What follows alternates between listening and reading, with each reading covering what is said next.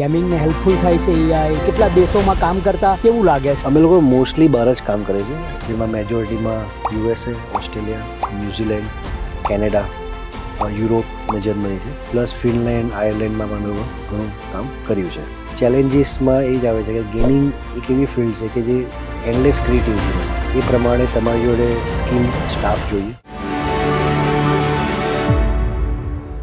નમસ્કાર દર્શક મિત્રો, જીટીપીએલ ગુજરાતી અને flip2ebiz.comના સંયુક્ત ઉપક્રમે બિયોન્ડ ધ માઇકમાં આપનું સ્વાગત છે.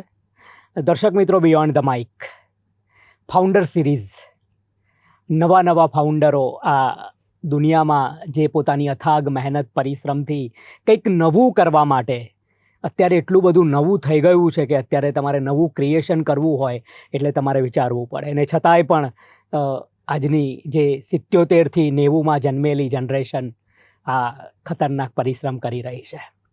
એ વર્લ્ડને ચેન્જ કરવા માટે ફાઉન્ડર સિરીઝ કઈ રીતે એ એમના પરિશ્રમ, એમની વાતો અમે તમારા સુધી પહોંચાડીએ છીએ બિયોન્ડ ધ માઇકમાં.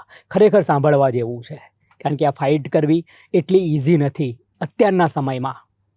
દર્શક મિત્રો, આવા જ એક સુંદર વ્યક્તિત્વ સાથે મારે રૂબરૂ કરાવવા છે. વિવેક શાહ, નમસ્કાર. નમસ્કાર. કેમ છો વિવેકભાઈ? બસ મજામાં. દર્શક મિત્રો, વિવેક શાહ ગેમિંગ ના દુનિયાના હવે બેતાજ બાદશાહ બનવા તરફ જઈ રહ્યા છે. કારણ કે નેશનલ, રાજ્ય લેવલે તો ખરું જ, નેશનલ અને ઇન્ટરનેશનલ લેવલે પણ એ સુંદર કામ કરી રહ્યા છે એમની કંપની દ્વારા. દર્શક મિત્રો, આપણે જોવું છે કે ગેમિંગ ઝોન પણ કેટલો પાવરફુલ છે અને કઈ રીતે સોસાયટીને, કઈ રીતે તમને, તમારા ગ્રોથને, તમારી ડિઝીઝને કઈ રીતે હેલ્પફુલ થઈ શકે, એ ઘણી બધી વાતો આપણે વિવેકભાઈ સાથે કરવાની છે. How are you Vivekbhai? Good.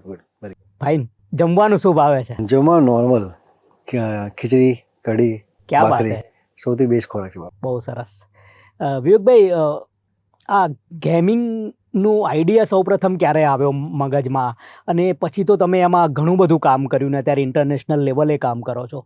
તો શરૂઆતથી વાત કરવી છે. બેકગ્રાઉન્ડ અમદાવાદના છો, મહેમદાબાદ બાજુમાં, તો એ બેકગ્રાઉન્ડ ગેમિંગનું કઈ રીતે આવ્યું માઇન્ડમાં? કેટલું ભણ્યા છો? પહેલાંથી સ્પોર્ટ્સમાં સારો ઇન્ટરેસ્ટ હતો, એટલે ટ્રાય કરું કે મેક્સિમમ સ્પોર્ટ્સમાં હું પાર્ટ લઉં. જ્યારે મેં મારું એન્જિનિયરિંગ ચાલુ કર્યું ચરોતર યુનિવર્સિટીમાંથી, જે અત્યારે ચરોતર યુનિવર્સિટી છે, પહેલાં ચાલુ સેટ, તો અમારે 6, 7, 8 સેમિસ્ટરમાં પ્રોજેક્ટ આવે. તો મને તો કંઈ નવું કરીએ, તો અમે લોકોએ ત્યારે C#માં ચેસની ગેમ બનાવી હતી. હવે ગેમ એવી ફિલ્ડ છે કે જ્યાં તમે કંઈક કરતા હોય તો તમને અટેન્શન કે ઇમ્પોર્ટન્સ વધારે મળે. તો ત્યારે જોયું કે આવું ગેમ બનાવી ચેસમાં અને ચાલી પણ ગઈ સરસ, પ્રોફેસરે નોટિસ પણ કર્યું કે આ ફિલ્ડ સારી છે. ત્યારે આઈ એમ ટોકિંગ અબાઉટ 2009-10, કે જ્યારે રિસેશન પણ હતું અને બધા વેબસાઇટ ડેવલપમેન્ટમાં, માઇક્રોસોફ્ટની સર્વિસીસમાં જતા હતા. મને તો આપણે કંઈક નવું કરીએ. તો ત્યારે મેં ગેમિંગ માટે વિચાર્યું અને પહેલો કોલેજનો પ્રોજેક્ટ કર્યો. પછી મને થયું કે ચલો આપણે ગેમિંગમાં જ આગળ કરિયર કરીએ. તો મેં થોડું રિસર્ચ કર્યું કે આમાં શું કરી શકીએ છીએ. તો હું એક યુનિટી ગેમ ડેવલપર તરીકે એક જગ્યાએ જોબ ચાલુ કરી. ત્યાં ધીમે ધીમે નાની ગેમ્સ ને બધું બનાવ્યું. હવે તમે નોર્મલી કોલેજમાંથી પાસ આઉટ થાઓ ને, તો તમે કોઈ જગ્યાએ અટકો તો તમારા કોલેજના ફ્રેન્ડે તમને, ભણવાનું પણ તમારું એ દિશામાં જ થયું? કમ્પ્યુટર એન્જિનિયરિંગ, મેં કમ્પ્યુટર એન્જિનિયરિંગ કર્યું છે. તો બેઝ તો તમારો ક્લિયર હતો. યસ. તો તમે અટકો તો તમારા ફ્રેન્ડને પૂછો કે ભાઈ હું અહીંયા કોડિંગમાં અટક્યો છું તો શું કરવું જોઈએ. મારા બધા ફ્રેન્ડ્સ અલગ ફિલ્ડમાં હતા, કે કોઈક .NETમાં હતો, કોઈ વેબસાઇટમાં હતું, ગેમિંગમાં કોઈ નહીં. તો મેં યુઝ કર્યું ટ્વિટરમાં ઇન્ટરનેશનલ લોકો જોડે મળ્યો કે જે મારી ગેમિંગ ફિલ્ડમાં અલગ હતા. પછી મેં એક બ્લોગ લખવાનું ચાલુ કર્યું. એવી રીતે ધીમે ધીમે ગેમિંગ શીખ્યો. 4 years એક્સપિરિયન્સ લીધો અને 2014માં મેં મારી કંપની ચાલુ કરી, કેપરમિન્ટ ટેકનોલોજીસ પ્રાઇવેટ લિમિટેડ. શું નામ છે કંપનીનું? Capermint technologies private limited. Capermint technology private limited, દર્શક મિત્રો, વિવેકભાઈ ચલાવી રહ્યા છે અને ઇન્ટરનેશનલી સુંદર કામ કરી રહ્યા છે. તો ત્યારે એક એમ્પ્લોયથી ચાલુ કર્યું હતું અને ત્યાં ધીમે ધીમે ગેમિંગના પ્રોજેક્ટ કરતા હતા, ગેમિફિકેશનના પ્રોજેક્ટ કરતા હતા, અને એમ કરીને અત્યારે અહીંયા અમે પહોંચ્યા છે. રાઇટ નાઉ 140+ સ્ટાફ છે અમારે અત્યારે. વિવેકભાઈ, નેશનલી તો કામ કરો છો, ઇન્ટરનેશનલી કામ કરો છો, કેટલા કન્ટ્રીમાં કામ ચાલે છે. આજની ટેકનોલોજીના જમાનામાં એઆઈ છે, ગેમિંગને હેલ્પફુલ થાય છે એઆઈ, કેટલા દેશોમાં કામ કરતા કેવું લાગે છે અને કેટલા દેશોમાં આપણી બ્રાન્ચ છે? અમે લોકો મોસ્ટલી બહાર જ કામ કરે છે. ઇન્ડિયામાં બહુ બહુ ઓછા લેવલે કરીએ છીએ. અમે અરાઉન્ડ 19થી 20 કન્ટ્રીને અમે લોકો અત્યાર સુધી પ્રોજેક્ટ કર્યા છે, જેમાં મેજોરિટીમાં USA, Australia, New Zealand, Canada, Europe અને જર્મની છે. પ્લસ ફિનલેન્ડ, આયર્લેન્ડમાં પણ અમે લોકો ઘણું કામ કર્યું છે. ચેલેન્જીસમાં એ જ આવે છે કે ગેમિંગ એક એવી ફિલ્ડ છે કે જે એન્ડલેસ ક્રિએટિવિટીની છે, જ્યાં કોઈ કંઈ પણ વસ્તુ લઈને આવે છે, રાઈટ. એ પ્રમાણે તમારી જોડે સ્કિલ્ડ સ્ટાફ જોઈએ કે જે એ લેવલે વિચારે અને સાથે સાથે એ લેવલે એક્ઝિક્યુશન કરી શકે. એના માટે અમે લોકોએ અલગ અલગ કોલેજોમાં MOU કર્યા છે કે જ્યાં અમારી જ ટીમ ત્યાં જઈને છોકરાઓને ટ્રેનિંગ આપે છે અને ત્યાંથી સ્કિલફુલ છોકરાઓને અમે રિક્રુટ કરીએ છીએ. તો અમે લોકોએ LD એન્જિનિયરિંગ જોડે, પારુલ યુનિવર્સિટી જોડે, ચારુસેટ જોડે, SVIT વાસદ જોડે, આવી બધી કોલેજો જોડે અમે MOU કર્યા છે કે એમના 6 સેમેસ્ટરના, 5 સેમેસ્ટરના, 7 સેમેસ્ટરના જે છોકરાઓ હોય એને અમારો સ્ટાફ જઈને ટ્રેન કરે આર્ટિફિશિયલ ઇન્ટેલિજન્સમાં, વર્ચ્યુઅલ રિયાલિટીમાં, ગેમિંગ ટેકનોલોજીમાં. અને એમાંથી જે સારા છોકરાઓ, પેશનેટ છોકરાઓ હોય એને અમે 1 યરની અમારા ત્યાં ઓન પ્રિમાઇસ ટ્રેનિંગ આપીએ છીએ અને એ રીતે અમે લોકો રિક્રુટમેન્ટ કરીએ છીએ. સો જે મેજર ચેલેન્જ છે એક્ઝિક્યુશનનો, એ અમે લોકો આવી રીતે રિઝોલ્વ કરીએ છીએ. વિવેકભાઈ, કારણ કે ત્યાંની ટેકનોલોજી, ત્યાંનું માઇન્ડસેટ, વિદેશનું આખું અલગ છે, આપણી ગેમિંગ અલગ છે, એ લોકોનું આખું કલ્ચર અલગ છે, તો આપણે એ દિશામાં જઈને આપણે કામ કરવાનું છે કે આપણે એમના માટે ગેમ બનાવીએ છીએ. યસ, આપણા ત્યાં કલ્ચર કેવું છે કે કોઈ પણ છોકરો ગેમ રમતો હોય તો એના પેરેન્ટ્સ એને ઠપકો આપે કે ભાઈ ગેમ ના રમાય, ગેમ ટાઈમ પાસ છે. તો એ જ પેરેન્ટ્સ ગેમિંગમાં કરિયર બનાવવાનું હોય, ગેમિંગમાં એને ફ્યુચર દેખાય, એ બહુ અઘરું છે કે આજે તમે ગમે કોલેજમાં હોય તો પણ તમારા પેરેન્ટ્સને તમને ડાયરેક્ટ કરે છે કે તમારે કઈ દિશામાં જવું જોઈએ. તો એ એક બહુ ચેલેન્જ હતી ઇનિશિયલ લેવલે કે અમે અલગ અલગ છોકરાને કન્વિન્સ કરીએ કે તમે આ ફિલ્ડમાં જાઓ. જ્યારે ટેકનોલોજી કદાચ મોબાઈલમાં જતી હતી, જ્યારે ટેકનોલોજી કદાચ વેબસાઇટ ડેવલપમેન્ટમાં કે વેબ ડેવલપમેન્ટ જતી હતી, ત્યારે કોઈ છોકરો કન્વિન્સ થઈને ગેમિંગમાં આવે એ એક મોટી ચેલેન્જ હતી. પછી ઇન્ડિયામાં પણ ગેમિંગના અલગ અલગ લેવલે એસોસિએશન ચાલુ થયા, પ્લસ એ એસોસિએશને અલગ અલગ કોલેજોએ ટાઈપ કર્યા. કોલેજો પોતે gaming as a subject, gaming as a career લઈને આવ્યા, ત્યારે અમને એક બેનિફિટ મળ્યો કે ચલો અમને હવે ઇન્ડસ્ટ્રીમાંથી કે એકેડેમિયામાંથી સારા સારા ટેલેન્ટ છોકરાઓ મળશે. વિવેકભાઈ, માઇથોલોજી ઇન્ડિયાની ખૂબ સુંદર છે. એમાં અનેક કથાઓ આપણા સંસ્કૃતિમાં, આપણા કલ્ચરમાં પડેલી છે. તો એ દિશામાં કોઈ કામ કરો છો કે માઇથોલોજી ગેમ બાળકોને સીધા જ એટ્રેક્ટ કરે? સો અત્યાર સુધી અમે લોકોએ બહારની કંપની જોડે જ કામ કર્યું છે. અમે લોકોએ ચાઇનીઝ માઇથોલોજી પર પણ ગેમ બનાવી છે, અમે જેપેનીઝ માઇથોલોજી પર પણ ગેમ બનાવી છે. હવે ત્યારે થયું કે ઇન્ડિયા તો બહુ જ પ્રોસ્પરસ છે કે તમારી આપણી પોતાની કથાઓ કહીએ કે આપણી પોતાની સ્ટોરી કહીએ, બહુ જ ડીપમાં છે. અને ત્યારે અમે લોકોએ 2026માં અને 27માં નેક્સ્ટ 2 યર્સમાં અમે એવો પ્લાન કર્યો કે આપણે પોતાના જ ઇન્ટેલેક્ચ્યુઅલ પ્રોપર્ટી રાઇટ્સ બનાવીએ ફોર ઇન્ડિયન માઇથોલોજી ગેમ. એના સંદર્ભમાં અમે લોકો અત્યારે એક ગેમ બનાવી રહ્યા છે કે જે અબાઉટ ટુ લોન્ચ છે, એ છે અમૃત મંથનમ. સો સમુદ્ર મંથન પર જે આખી વાર્તા છે એને અમે અમૃત મંથનમના નામે લોન્ચ કરી રહ્યા છે. એ આવશે મોબાઈલ અને આઈપેડ પર. લેટર ઓન લાસ્ટ ક્વાર્ટરમાં અમે લોકો એને PC પર લોન્ચ કરશું અને નેક્સ્ટ અર્લી ક્વાર્ટરમાં અમે એને પ્લે સ્ટેશનમાં અને સ્ટ્રીમ પર લોન્ચ કરશું. સો અમૃત મંથનમ એક એવી, એટલે એ સમુદ્ર મંથનમની સ્ટોરી છે કે જ્યાં દેવો અને દાનો વચ્ચે ફાઇટ થઈ હતી અને એ લોકોએ કેવી રીતે અમૃતની પ્રાપ્તિ કરી હતી એના પર અમે લોકોએ tower defence plus RPG game બનાવી રહ્યા છે. અમારો સેકન્ડ પ્રોજેક્ટ છે રુદ્ર સાગા, જે ભગવાન શિવ પર અમે લોકો ગેમ બનાવી રહ્યા છે કે ભગવાન શિવની જે અલગ અલગ શક્તિઓ છે એનું એ લોકો એમણે કેવી રીતે યુટિલાઇઝ કર્યું એના પર અમે લોકો એક ગેમ બનાવી રહ્યા છે. વિવેકભાઈ, આ તો વાત થઈ. બીજું કે અત્યારે બાળકો, ચિલ્ડ્રન છે આપણા, એ એડિકેટ થઈ ગયા છે મોબાઈલથી. તો એ ગેમમાં આવે અને એને થોડુંક ઓછું, એનાથી કોઈ ગેમથી ફાયદો, નુકસાન? આમ જોવા જઈએ ને તો અત્યારની ફિલ્ડ પ્રમાણે ગેમથી ઘણો ફાયદો છે. જે તમને હું એક્ઝામ્પલ આપું તો અમે લોકો બહુ બધી એજ્યુકેશન ગેમ્સ બનાવી છે એજ્યુકેશન અલગ અલગ કન્ટ્રી માટે. એવા એજ્યુકેશન ગેમ્સના ટાર્ગેટ ઓડિયન્સ કોણ છે?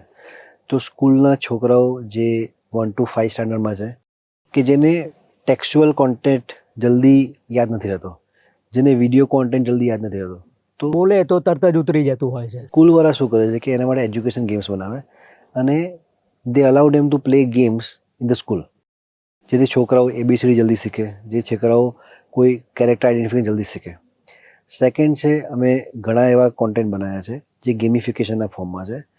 તો જ્યારે કોવિડ હતો તો અમે લોકોએ ડેટોલ જોડે વર્ક કર્યું હતું અને ડેટોલે એક ગેમ બનાવી હતી જે હેન્ડવોશ માટેની હતી.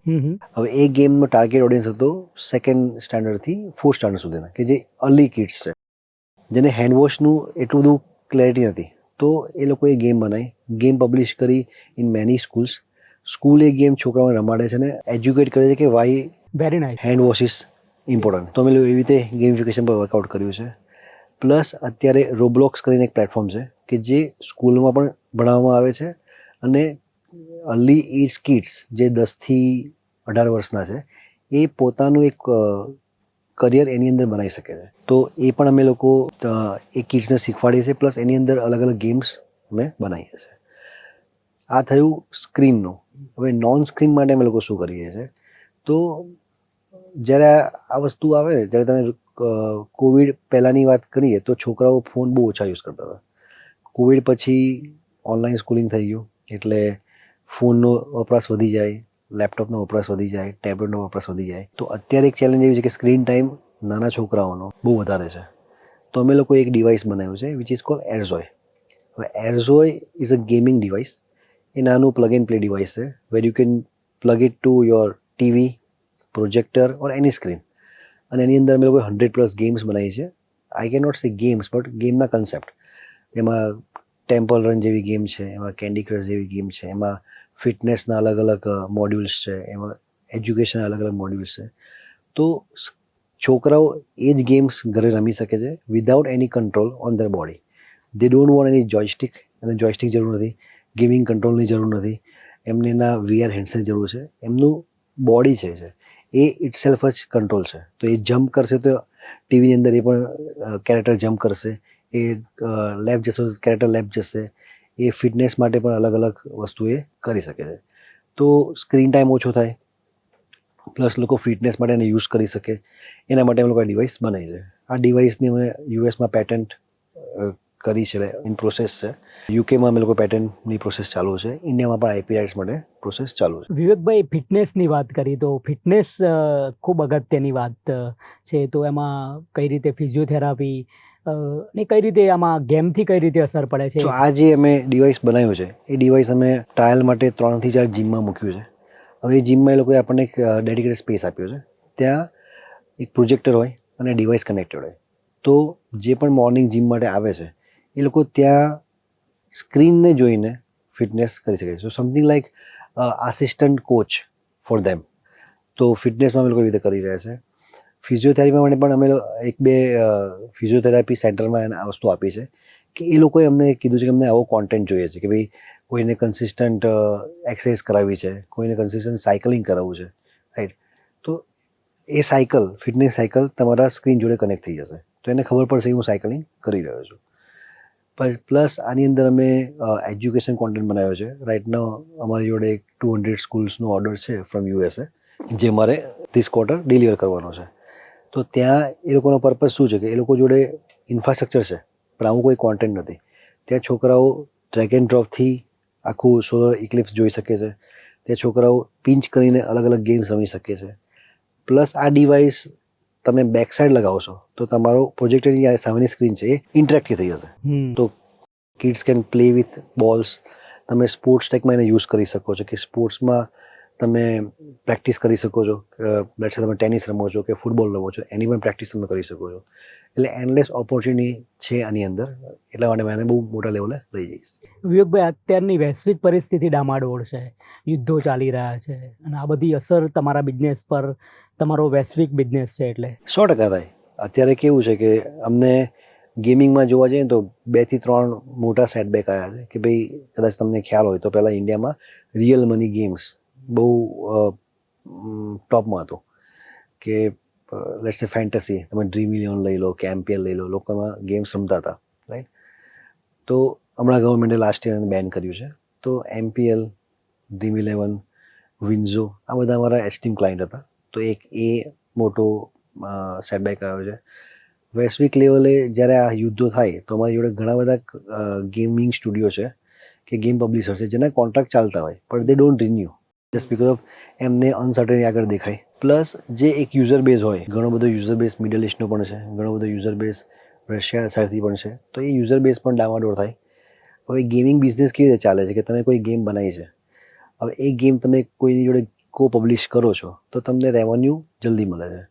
રેવન્યુ કેવી રીતે આવે છે? રેવન્યુ તમારા ગેમમાં યુઝર આવે, યુઝર ઇનએપ પરચેસ કરે કે તમારી ગેમની અંદર એડવર્ટાઇઝમેન્ટ હોય તો એ એડવર્ટાઇઝમેન્ટ જેટલી વાર દેખાય એનું એક રેવન્યુ હોય. પ્લસ યુઝર કેટલો સ્ટીક રહે છે, રાઈટ, અમારી ગેમિંગ ભાષામાં D1 રેશિયો કહેવાય કે D7 રેશિયો કહેવાય, એ પર એના બેઝ પર ગેમની વેલ્યુ એડિશન થાય. પ્લસ પહેલાં અમારી જોડે એવા સક્સેસફુલ ગેમ્સ છે કે જેણે મિલિયન્સમાં ફંડિંગ લીધું છે. સો અમારી જોડે અત્યારે એક ઓનગોઈંગ ગેમ છે રનર અને ગેમ પોપ. એ ગેમનું અત્યારે વેલ્યુએશન $22 મિલિયન છે. ક્લાયન્ટે પ્લસ $5 મિલિયન ફંડિંગ એમાં લીધું છે. ઘણી બધી ગેમ્સ છે કે જેમાં અમે 1 મિલિયનથી 500Kનું ઇન્વેસ્ટમેન્ટ અપાઈ ચૂક્યા છે. પણ એ ક્યારે મળે કે જ્યારે તમારી જોડે બહુ મોટો યુઝર બેઝ હોય, તમારી ગેમ યુનિક હોય, તમારી ગેમમાંથી રેવન્યુ જનરેટ થાય છે. તો હવે આ જે અત્યારની સિચ્યુએશન છે 25 કે 2026માં જે ગ્લોબલ લેવલે કન્સર્ન્સ ઊભા થઈ રહ્યા છે, એના લીધે તમારો યુઝર બેઝ ઘટી જાય. પ્લસ જે ઇન્વેસ્ટર કે ગેમ પબ્લિશર્સ ઇન્વેસ્ટ કરતા હતા એ પણ સ્ટોપ થઈ જાય કે ભાઈ અત્યારે હોલ્ડ કરી. એટલે અત્યારે ચેલેન્જ આ મોટી છે બિલકુલ. અને ફ્યુચરમાં એ મને લાગતું નથી કે અત્યારના જે નિવેદનો છે વૈશ્વિક મહાસત્તાઓના, પણ સામે સેકન્ડ સાઈડ ઓફ કોઈન જોવા જઈએ ને તો અમે એ વસ્તુ પણ ચેક કરી છે કે આના લીધે એક યુઝર બેઝ વધ્યો છે પણ હા સ્પેન્ડિંગ કેપેસિટી ઘટી છે. કે આજે કોઈ જગ્યાએ યુથ ચાલે છે, આ તો આમ જસ્ટ કહું છું કે કોઈ જગ્યાએ યુથ ચાલે છે, કોઈ જગ્યાએ એવું ચાલે છે તો ત્યાં લોકો ટાઈમપાસ માટે ગેમ રમશે પણ ત્યાં યુઝર વધશે, રેવન્યુ નહીં વધે. તો એ પણ અમે લોકોએ જોયું છે. અચ્છા વિવેકભાઈ, ઘરમાં કોણ કોણ છે ને હૂંફ કેવી ઘરની? આ બધું જ વિવેકભાઈ કરી રહ્યા છે તો પાછળ? મારા 2 છોકરા છે, મિહાન અને મોક્ષ. મિહાન ઇઝ 8 years old, મોક્ષ 4 years old.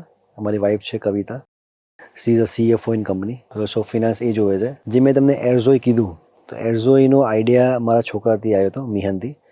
તો એક દિવસ એ ઓફિસમાં આવ્યો હતો, એ નોર્મલી ઓફિસમાં આવે ગેમ રમવા માટે. એને સારું છે કે ભાઈ એના ફાધર એવા છે કે જેને ઠપકો આપે કે ગેમ ના રમી. ક્યાં વાત હે. અને અમારો ટેસ્ટર જ છે કે અમે જે ગેમ બનાવી એ રમે, ટેસ્ટ કરે અને ફીડબેક આપે. તો એક દિવસ હું ને મિહાન બેઠા હતા મારી કેબિનમાં અને જમતા હતા. મને કે બાપા હું પેલી વર્ચ્યુઅલ રિયાલિટી ગેમ રમું છું તો એ ગ્લાસ તો કેટલા મોટા છે, મને નથી ફાવતા રમતા.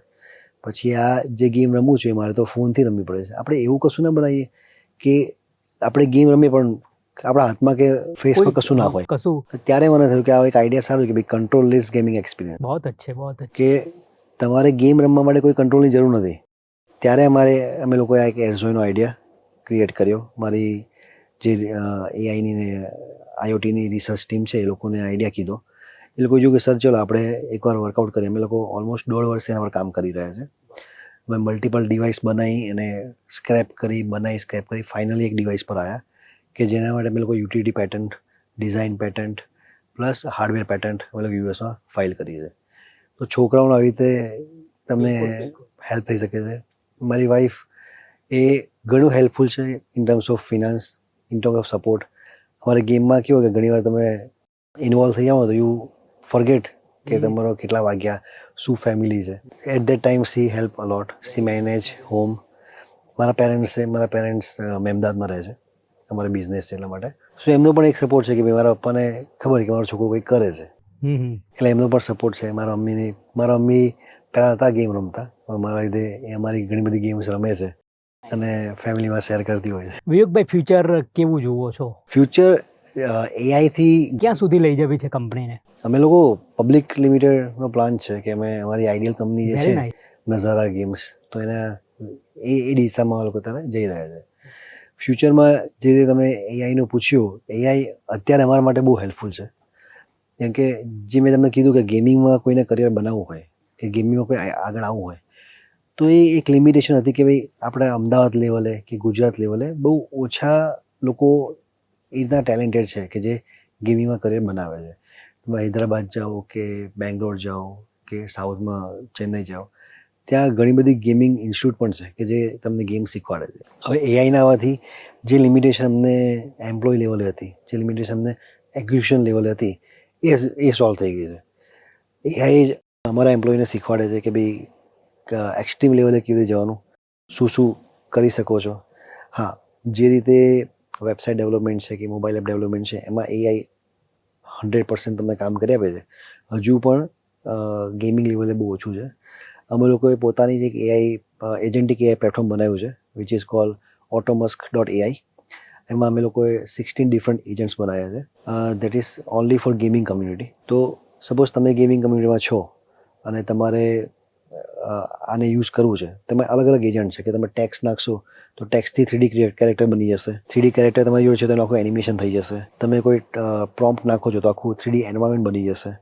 પ્લસ આની અંદર તમે ગેમ બનાવી શકો છો ખાલી પ્રોમ્પ્ટથી. HTML5ની ગેમ્સ બનાવી શકો છો. ગેમના વિડીયોઝ તમે જનરેટ કરી શકો છો. ગેમના ગ્રાફિક્સ તમે જનરેટ કરી શકો છો. ગેમનું માર્કેટિંગ તમે કરી શકો છો. તો એક જ પ્લેટફોર્મમાં તમને અલગ અલગ એજન્ટ, અને એ પણ કેવી રીતે વર્ક કરે, તમે સવારે મૂકી દીધું તો એજન્ટ ઇટસેલ્ફ જ કામ કરશે, તમારે જોવાની જરૂર પણ નથી. અને એ અલગ અલગ જગ્યાએ જઈને તમારું પોસ્ટિંગ કરી લેશે, તમારું માર્કેટિંગ કેમ્પેઇન રન કરી દેશે, તમારા માટે વિડીયો જનરેટ કરી દેશે અને તમને એને ફ્રીઝ કરી દેશે. કેટલા કન્ટ્રીમાં આપણી બ્રાન્ચ છે, અલગ અલગ એક્સપોમાં ભાગ લો છો, તો આ બધાથી શું ફાયદો થાય છે અને કેટલા કન્ટ્રી વાઇઝ આપણી બ્રાન્ચ? 2015માં કેપમીને રજીસ્ટર કરી ઇન્ડિયામાં. પછી અમે અલગ અલગ કન્ટ્રીમાં કામ કરતા હતા.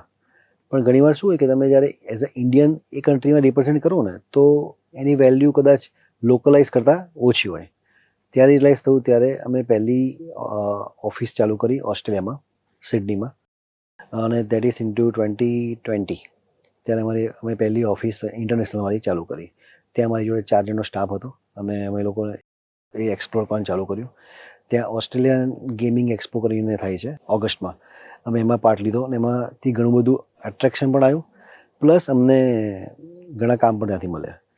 એ સક્સેસ જોઈને અમે લોકોએ 2022-23માં યુએસમાં ઓફિસ ચાલુ કરી, એટલાન્ટા જોર્જિયામાં. ત્યાં અમારી જોડે જીમીશભાઈ કરીને એક પાર્ટનર છે, એ બધું મેનેજ કરે છે. ત્યાંથી અમને ઘણો બધો બિઝનેસ મળ્યો. પછી અમે લોકોએ રિસન્ટલી દુબઈમાં ઓફિસ ચાલુ કરી. અત્યારે જર્મનીમાં પ્રોસેસ ચાલુ છે. સો બહાર ઓફિસ કરવાના બેનિફિટ એ છે કે તમે લોકલ એડ્રેસ મળે, લોકલ કનેક્શન મળે, જ્યાંથી એક ટ્રસ્ટ ફેક્ટર અલગ લેવલે થાય. પ્લસ અલગ અલગ એક્સપોમાં અમે પાર્ટ લઈએ છીએ. ગેમ્સકોમ જર્મની, પછી GDC USA, IGDC India, Australian gaming expo Australia. આ બધા વર્ષના ફિક્સ છે કે આટલા, પછી જાયટેક્સ ગ્લોબલ, પછી લંડન ટેક વીક, આ બધા ફિક્સ છે કે વર્ષમાં આટલા એક્સપોમાં પાર્ટ લેવાનો, જેથી આપણને આઈડિયા આવે કે વર્લ્ડ શું કરી રહ્યું છે, દુનિયામાં લોકો કઈ દિશામાં જઈ રહ્યા છે, કઈ વસ્તુ અત્યારે આપણે જે માર્કેટ ટાર્ગેટ કરી રહ્યા છે એમાં શું ચાલે છે. એટલે એનો એક નોલેજ મળે. એ નોલેજ શેરિંગ ટીમ જોડે કરીએ, ટીમ એનો અનુભવ કરે અને એના માટે કેપેબલ થાય. સો આ પર્પઝ છે અલગ અલગ એક્સપોમાં પાર્ટ લેવાનો. પ્લસ કંપની લેવલે અલગ અલગ વિઝિબિલિટી મળે કે જ્યારે તમારી કંપનીને કોઈ એ લેવલે જુએ તો તમારા આવનારા ક્લાયન્ટ, તમારા પ્રોસ્પેક્ટ ક્લાયન્ટને એક ટ્રસ્ટ ફેક્ટર આવે કે આ કંપનીની લોકલ પ્રેઝન્સ છે, આ કંપનીને લોકલ માર્કેટનો આઈડિયા છે, તો આની જોડે કામ કરાય. આ બધા પર્પઝથી અમે લોકોએ એક્સપોમાં પાર્ટ લેવાનું ચાલુ કર્યું. પ્લસ અમે લોકોએ અલગ અલગ ઓફિસ સેટઅપ કરી. કોઈ પ્રશ્ન મારાથી ના પૂછાયો હોય? ના, તમે ઓલમોસ્ટ બધા ક્વેશ્ચન કર્યા છે. પણ અગેન કે છોકરાઓએ ગેમિંગમાં કરિયર કેવી રીતે બનાવવું, તો એના માટે અમે અલગ અલગ બ્લોગ્સ અમારી સાઇટ પર લખ્યા છે. તો જેને ઇન્ટરેસ્ટ હોય એ બ્લોગ વાંચી શકે છે. હું લિંક પણ તમને શેર કરીશ. પ્લસ ગેમિંગ એટલી વાસ્ટ ફિલ્ડ છે કે અમે અત્યારે એવું વિચારીએ કે અમે આટલા વર્ષોએ પણ ગેમિંગમાં કદાચ 5-10% જ અમને જોબ આવડે છે. તો એટલે બહુ વાસ્ટ ફિલ્ડ છે અને ટેલેન્ટ એક ચેલેન્જ છે કે જ્યાં અમને એઝ અ ગેમિંગ સ્ટુડિયો કે જે કંપની ચલાવે છે એને ટેલેન્ટમાં સ્ટ્રગલ થાય છે. તો કોલેજ લેવલે અમે એમઓ કર્યા છે, એનો બેનિફિટ અમે લઈએ છીએ. સો જેને પણ ડાઉટ છે કે જેને ગેમિંગમાં કરિયર બનાવવું છે, as a developer, as a designer, as a game artist, as a environment artist, game marketer, તો doors are open for you at Capermint. તમે અપ્લાય કરી શકો છો, kepamint.com/career, અને અમારી ટીમ તમને કનેક્ટ કરશે. Very nice. દર્શક મિત્રો, આપણે બિયોન્ડ ધ માઇકમાં flip2ebis.comના સહયોગથી જીટીપીએલ ગુજરાતી દ્વારા બિયોન્ડ ધ માઇકમાં ફાઉન્ડર સિરીઝ ચલાવી રહ્યા છે. વિવેક શાહ ગેમિંગ ઝોનમાં અલગ નામ કરી રહ્યા છે. આપણે સાંભળ્યું કે ગેમિંગ આમ તમને રમત લાગે છે, પણ એ રમત માટે તમારે કેટલી રમતો કરવી પડે છે ત્યારે તમે ગેમમાં પ્રવેશો છો, અને પછી ઘણા બધા ચેલેન્જ છે અને ઘણી બધી વાતો છે. વિવેકભાઈ સાથે વાત કરીને તમે અનુભવી હશે. ખૂબ ખૂબ આભાર. નમસ્કાર થેન્ક યુ વિવેકભાઈ.